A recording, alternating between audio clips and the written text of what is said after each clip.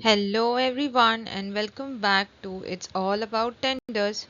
In today's episode, we will cover the documents that are essential to make a great proposal. So, now let's begin. Let's have a quick recap to see what all episodes we have covered. The first one was Introduction to Tenders, the second one, Abbreviations, the third, Tender submission process, and the fourth, the current one that we will be going through, is document preparation. You can also contact me offline with your queries on it's all about tenders at gmail.com. I also offer businesses a flexible, cost effective solution for managing tenders and business development processes. So do get in touch. Insights. See, each tender has a different set of documents that are required by the bidders to be submitted to prove their experience and how well they can handle that project. So each company offers different documents to demonstrate the qualifications, the compliance requirement, and ability to fulfill their contract.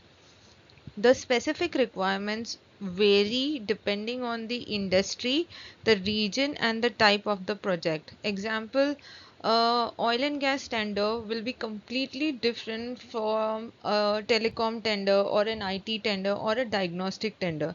So each tender has a specific requirement based on the vertical that they have been proposed for.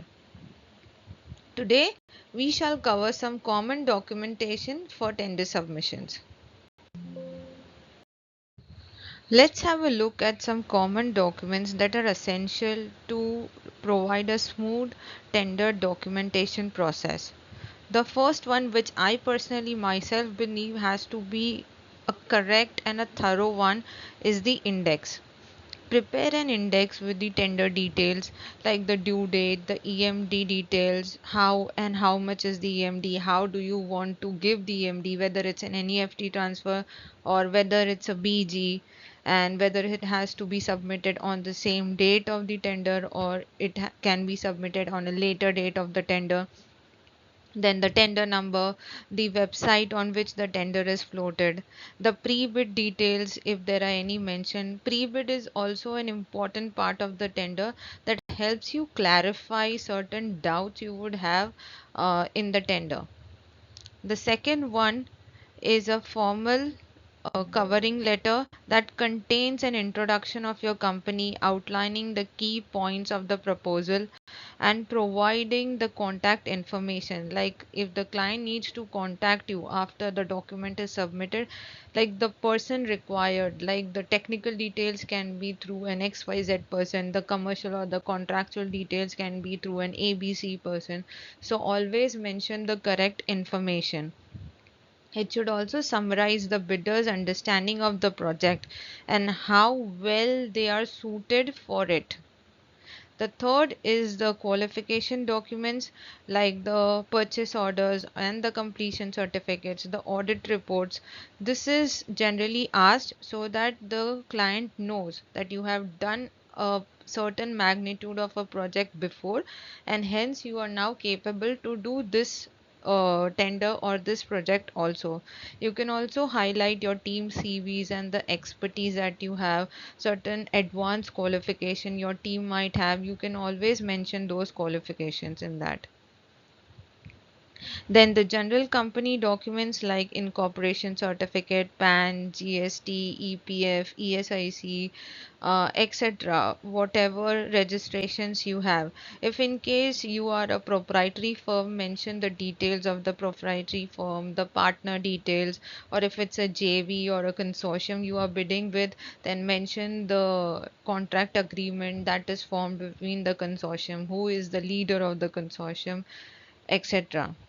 Then we have a technical proposal that contains a detailed explanation of how your company plans to meet the tender requirements.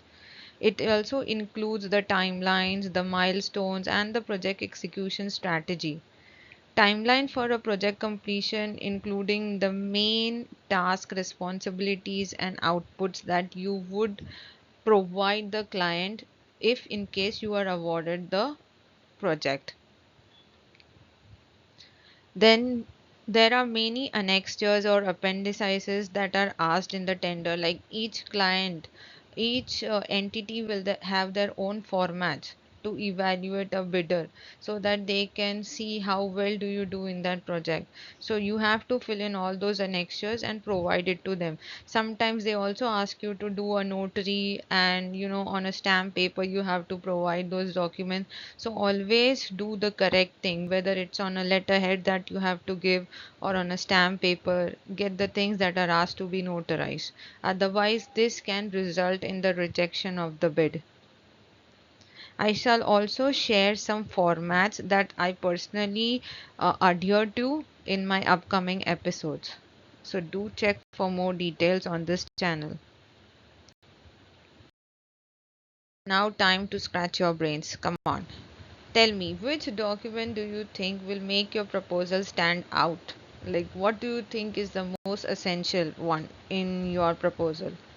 Let me know your answer in the comments. Also, let me know what episode should I cover next week. I will be back next Monday with some more insights on tenders. Till then, happy bidding. Unlock the secrets to winning bids and mastering the tendering process. Subscribe to our channel for expert tips, industry insights, and step by step guide on how to successfully navigate tenders. Whether you are a seasoned pro or a new to the world of procurement, we have got you covered. Hit the subscribe button and never miss an opportunity. See ya. Bye bye.